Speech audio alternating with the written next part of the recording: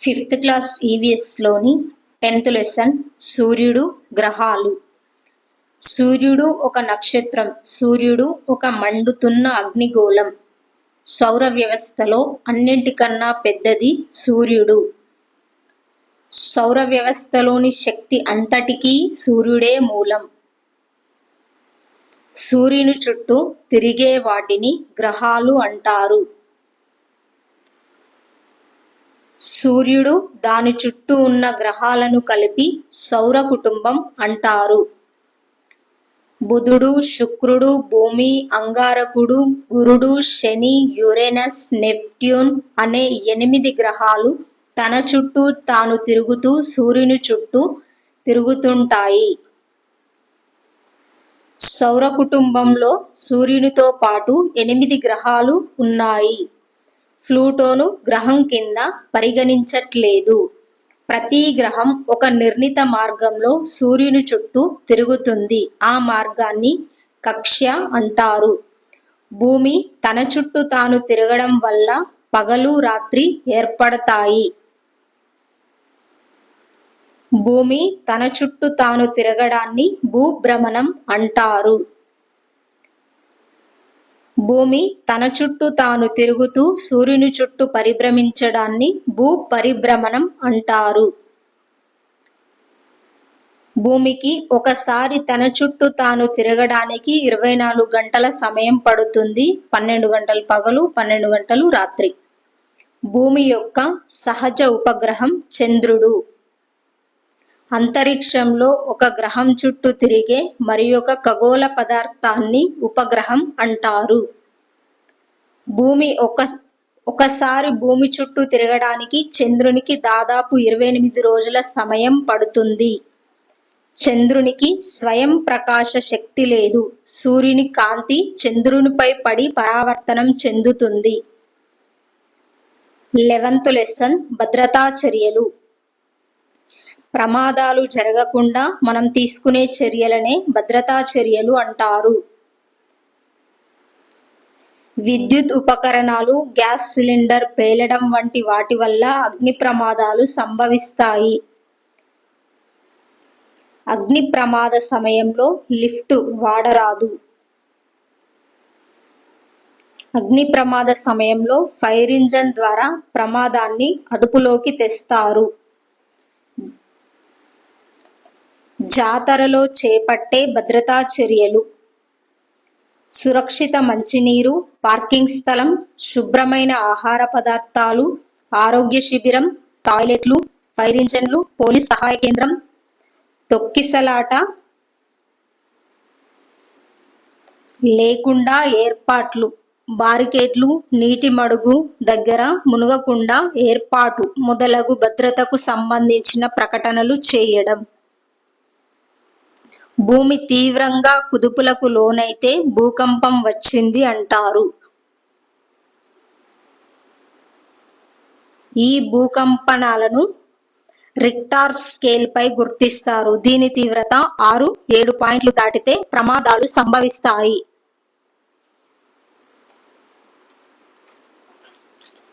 మహారాష్ట్రలోని లాతూర్ జిల్లాలో 1993లో తీవ్రమైన భూకంపం వచ్చింది. గుజరాత్లోని కచ్ ప్రాంతంలో అనగా భుజ్లో 2001లో అతిపెద్ద భూకంపం వచ్చింది. భూకంపం వచ్చినప్పుడు చేయవలసినవి: ఇంటిలో ఉంటే అటూ ఇటూ ఎక్కువగా నడవకుండా, తొందరగా కదలని వాటికి ఉదాహరణకి టేబుల్ కింద తలపై చేతులు పెట్టుకొని కూర్చోవాలి. కిటికీలు, తలుపుల అద్దాలు, గాజు సామాగ్రి వంటి పగిలే వస్తువులకు దూరంగా ఉండాలి. బహుళ అంతస్తుల భవనాలలో ఉండేవారు లిఫ్ట్ ఉపయోగించరాదు. బయట ఉంటే భవనాలు, బ్రిడ్జిలు, చెట్ల వంటి వాటికి దూరంగా వెళ్ళాలి. బస్సు లేదా కారులో ప్రయాణం చేస్తూ ఉంటే భవనాలు, బ్రిడ్జిలు, చెట్లు వాటికి దూరంగా నెమ్మదిగా వాహనాలను నడపాలి. ఎవరికైనా గాయాలు అయి ఉంటే వెంటనే వారికి సహాయం అందించడానికి ప్రయత్నించాలి. మీ పరిసరాలలో చెట్లు, భవనాలు, స్తంభాల వంటి కూలే అవకాశం ఉందో లేదో జాగ్రత్తగా గమనించిన తర్వాతనే వాటి సమీపంలోకి వెళ్ళాలి. విద్యుత్ సరఫరాను ఆపివేయాలి. వరదలు 1977లో దివిసీమ ఉప్పెన, 2009లో కర్నూల్, మహబూబ్ నగర్ జిల్లాలలో తీవ్రమైన వరదలు వచ్చాయి. వరదల సమయంలో ఏమి చేయాలి? రేడియో, టీవీలలో ప్రభుత్వం చేసే వరద హెచ్చరికల సమాచారాన్ని తీసుకుంటూ ఉండాలి. వరదల్లో నడవాల్సి వస్తే పొడగాటి కర్ర సహాయంతో దారి చూసుకుంటూ నడవాలి. విద్యుత్ సరఫరాని నిలిపివేయాలి. ప్రభుత్వం ముందు జాగ్రత్త చర్యల్లో భాగంగా ఏర్పాటు చేసే శిబిరాలకు వెళ్ళాలి. ముఖ్యమైన వస్తువులు, కట్టుబట్టలు, కప్పుకోవడానికి అవసరమైన వాటిని వెంట తీసుకొని వెళ్ళాలి. ఇంట్లోని సామాగ్రిని అటకలపైన లేదా ఎత్తైన స్థలంలో తడవని ప్రాంతంలో ఉంచాలి. తాగునీరు, తినే ఆహారంపై శ్రద్ధ వహించాలి. క్లోరినేషన్ చేసిన నీరునే తాగాలి. ప్రభుత్వం చేసే హెచ్చరికలను నిర్లక్ష్యం చేయరాదు. ప్రథమ చికిత్స. రోగి లేదా బాధితులకు వెంటనే సరైన చికిత్స చేయడంతో పాటు భయాన్ని పోగొట్టడం, ధైర్యాన్ని కల్పించడం కూడా ప్రథమ చికిత్సలో భాగమే. 104 వాహనంలో వైద్య సిబ్బంది ప్రతిరోజు ఒక గ్రామానికి వెళ్లి అక్కడి ప్రజల ఆరోగ్య పరీక్షలు నిర్వహిస్తారు. 104 నెంబర్కు ఫోన్ చేస్తే ఉచితంగా ఆరోగ్య సలహాలు ఇస్తారు. ప్రథమ చికిత్స చేసే సమయంలో డెటాల్ లాంటి యాంటీసెప్టిక్ లోషన్ నేరుగా వాడకూడదు. కమిలిన గాయాల విషయంలో ఆ ప్రాంతంపై ఏదైనా పాలిథిన్ కవర్లో చుట్టి ఉంచిన ఐస్తో కాపడం పెట్టే ప్రయత్నం చేయాలి. ఐస్ను నేరుగా గాయం మీద పెట్టకూడదు. ప్రాణరక్షణ సూత్రాలు. ప్రథమ చికిత్సకు సంబంధించి 3 ప్రాణరక్షణ సూత్రాలు పాటించాలి. మొదటి ప్రాణరక్షక సూత్రం: రోగిని వెల్లకిలా పడుకోబెట్టాలి.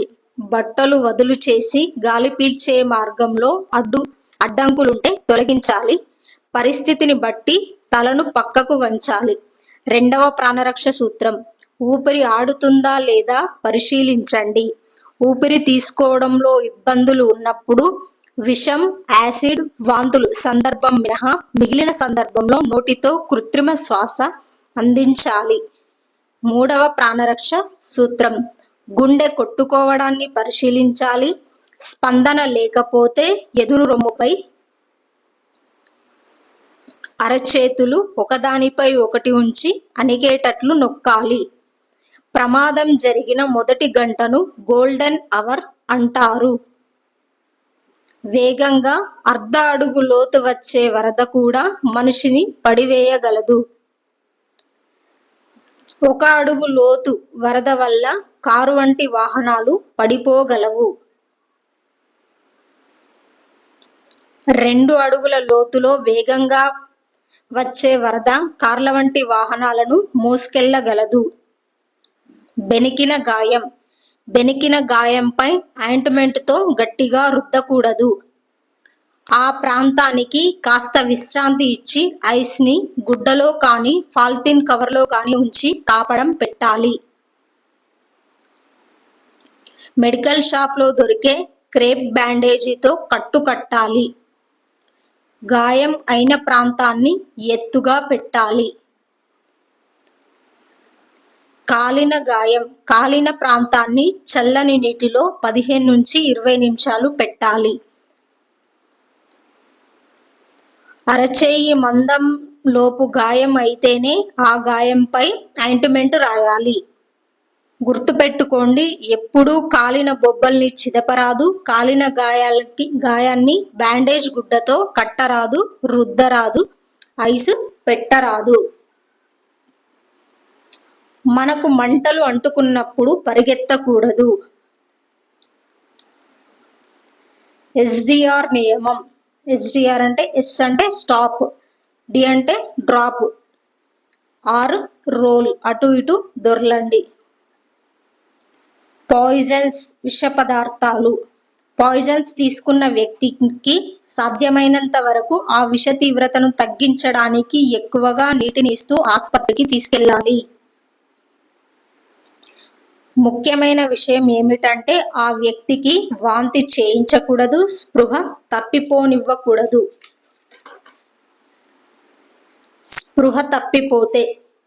స్పృహ తప్పిపోయిన వ్యక్తిని పక్కన తిప్పి పడుకోబెట్టి గడ్డాన్ని ఎత్తిపెట్టి ఆసుపత్రికి తీసుకెళ్ళాలి. వెల్లకిలా పడుకోబెట్టి తీసుకెళ్ళకూడదు. అలా తీసుకెళ్లడం వల్ల నాలుక గొంతుకి అడ్డం పడి శ్వాస ఆగిపోయే అవకాశాలు ఉన్నాయి. గుండెపోటు వస్తే ఏ వ్యక్తికైనా ఛాతీ ప్రాంతంలో తీవ్రంగా పొడిచినట్లుగా ఉండి నొప్పి ఉండడంతో పాటు శరీరంలో ఇంకెక్కడైనా నొప్పిగా ఉంటే తప్పనిసరిగా గుండెపోటు అని చెప్పవచ్చు. ధారాపాతంగా చెమటలు కారడం, కడుపులో వికారంగా ఉండి ఛాతీ నొప్పి కూడా వస్తే గుండెపోటుగా అనుకోవచ్చు. ఆ సమయంలో మన దగ్గర ఏ మందులు లేకుంటే ఆ వ్యక్తిని బాగా దగ్గమని చెప్తూ కూర్చోబెట్టే ఆసుపత్రికి తీసుకెళ్ళాలి. పడుకోబెట్టకూడదు, నడిపించకూడదు, నిలుచోబెట్టకూడదు. ఎముకలు విరిగితే ఏ ఎముక విరిగినా ఆ ప్రాంతాన్ని కదలనివ్వకుండా చూస్తూ ఆసుపత్రికి తీసుకెళ్ళాలి.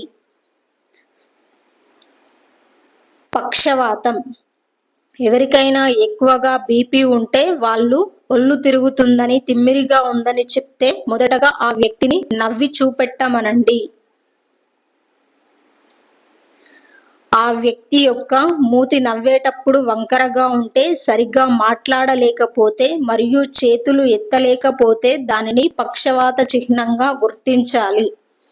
ఆ వ్యక్తిని తక్షణమే గోల్డెన్ అవర్లో ఆసుపత్రికి తీసుకెళ్ళాలి. కుక్క కాటు. కుక్క, కోతి, పిల్లి, సుందెలుక వంటివి ఏవి కరిచినా ఆ ప్రాంతాన్ని సబ్బు నీళ్లతో కడగాలి. కానీ ఆ గాయాన్ని బ్యాండేజ్ క్లాత్తో మూయడం గాని, కుట్టు వేయడం గాని చేయకూడదు. పాము కాటు.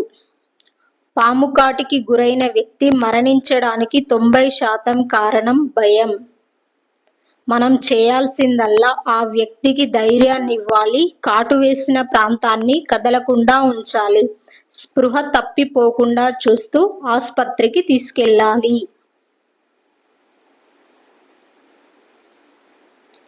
వడదెబ్బ. వడదెబ్బ లక్షణాలేంటంటే ఆ వ్యక్తికి విపరీతమైన జ్వరం, ఒళ్ళు తిరగడం, వాంతి వచ్చినట్లు ఉండడం, బాగా తలనొప్పి ఉంటాయి. ఎప్పుడైనా గుర్తుపెట్టుకోండి, ఈ లక్షణాలున్న వారికి నీళ్లు తాగించే ప్రయత్నం చేయకండి. మొదటగా ఆ వ్యక్తి శరీరాన్ని చల్లని నీటిలో ముంచిన గుడ్డతో తుడవాలి. ORS ద్రావణం కానీ, ఎలక్ట్రాల్ కలిపిన నీటిని కానీ ఇవ్వాలి. కంట్లో రసాయనాలు. ప్రయోగశాలల్లో ప్రయోగాలు చేస్తున్నప్పుడు లేదా ఇంట్లో ఉన్నప్పుడు కంట్లో రసాయనాలు పడితే ఆ ప్రాంతాన్ని ఉధృతంగా ప్రవహించే చల్లని నీళ్ల కింద కంటిని కనీసం 15 నుంచి 20 నిమిషాలు ఉంచాలి. తీవ్రమైన మంట ఉన్నా కూడా కళ్ళు నులిమే ప్రయత్నం మాత్రం చేయకూడదు.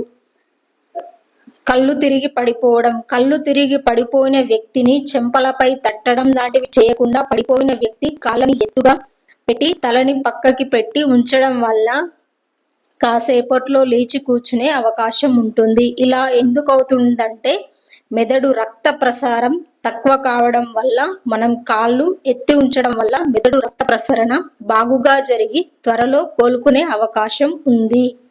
గుండె ఆగిపోతే ఎవరైనా వ్యక్తికి తీవ్రమైన గుండెపోటు వల్ల కానీ, తీవ్రమైన కరెంట్ షాక్ వల్ల కానీ, ఇంకేం కారణాల వల్ల కానీ గుండె ఆగిపోయే అవకాశం ఉంది.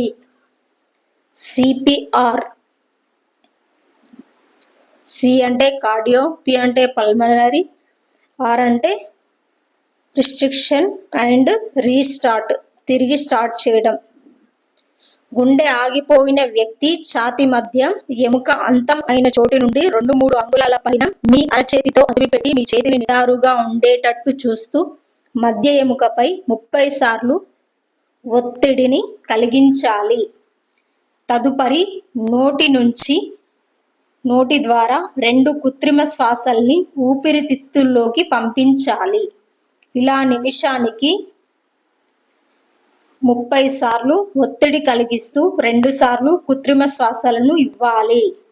ఇలా 3 సార్లు చేయాలి. కృత్రిమ శ్వాసలోనికి పంపినప్పుడు ముక్కు రంధ్రాన్ని మూయడం, గడ్డాన్ని పైకెత్తాలి. గొంతులో ఏదైనా అడ్డుపడితే ఆ వస్తువును చేతితో తీసివేసే ప్రయత్నం చేయకూడదు. ఆ వ్యక్తిని ముందరికి వంగమని చెప్పి వీపుపై 4-5 సార్లు చరచాలి. చరిచినప్పుడు దగ్గమని చెప్పాలి. ఒకవేళ ఆ విధంగా బయటకి రాకుంటే కడుపుపై ఒత్తిడి కలిగిస్తూ దగ్గమని చెప్పి ఆ వస్తువు బయటికి వచ్చే అవకాశం ఉంటుంది. రక్తస్రావాన్ని ఆపడం. రక్తస్రావం అయిన ఆ ప్రాంతాన్ని గట్టిగా అదిమిపెట్టి గుండె కంటే ఎత్తుగా పెట్టాలి. రక్తస్రావం ఆగకపోతే ఆ వ్యక్తిని గోల్డెన్ అవర్ లోనే ఆస్పత్రికి తీసుకువెళ్లే ప్రయత్నం చేయాలి. ముక్కులోంచి రక్తస్రావం వస్తే ఎప్పుడూ తలని వెనక్కు పెట్టకూడదు. తలని ముందుకు వంచి ముందు ఉన్న మెత్తటి భాగాన్ని 10 నిమిషాల దాకా వత్తి పెట్టాలి. దూది లాంటి వాటిని ఆపే ప్రయత్నం చేయకూడదు. బీపీ ఉన్న వాళ్ళకి ఆపే ప్రయత్నం చేయకూడదు. వాళ్ళకి 5-10 చుక్కలు వచ్చి ఆగిపోతుంది. ఎందుకంటే వాళ్ళకి బీపీ సేఫ్టీ వాల్వ్ లాగా పనిచేస్తుంది. కరెంటు షాక్ కొడితే. ఇంట్లో కరెంట్ షాక్ సంభవిస్తే మొదలు స్విచ్ ఆఫ్ చేయాలి, ప్లగ్గులు తీసివేయాలి. ఇలా లాగిన తర్వాత ఆ వ్యక్తి దగ్గరికెళ్లి ఆ వ్యక్తి గడ్డాన్ని పైకెత్తాలి. అలా ఎత్తడం వల్ల శ్వాస ప్రారంభం అయ్యే అవకాశం ఉంటుంది. అలా కాని పక్షంలో నోటి ద్వారా కృత్రిమ శ్వాసని ఇవ్వాలి. ఒక్కసారి కరెంట్ షాక్ ఎక్కువగా కొట్టడం వల్ల ఆ వ్యక్తికి గుండె ఆగిపోయే అవకాశం ఉంటుంది. దీన్నే కార్డియాక్ అరెస్ట్ అంటారు. ప్రపంచ ఆరోగ్య సంస్థ వారి సూచనల ప్రకారం పాము లేదా తేలు కుట్టినప్పుడు తాడు కట్టడం, ఘాటు పెట్టడం, రక్తం పీల్చడం వంటివి చేయరాదు.